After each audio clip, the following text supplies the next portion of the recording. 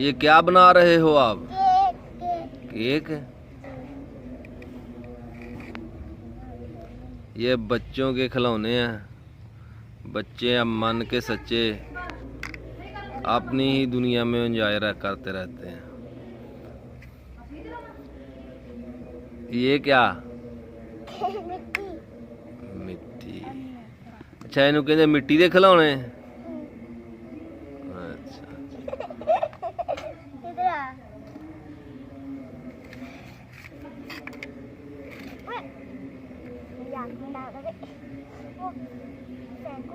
बस बस बस बस। तुसी शरारतां क्यों करदियां जे? ये लो खा लो। अब खाओ। सारा चौके खाओ।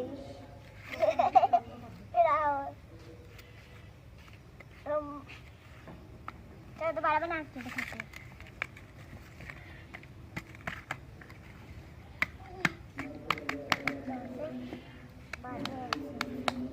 हीरा मैं तेरे पुतियों को बांध देनी।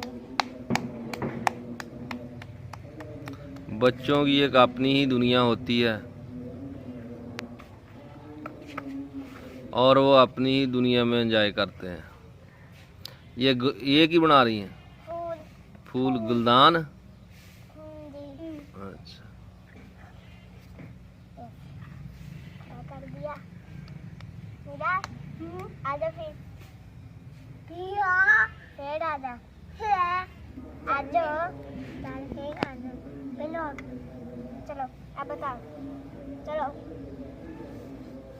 रुकना। ये बना दे। चलो चलो अब अब हाँ अच्छा, ये हैप्पी बर्थडे हो रही है।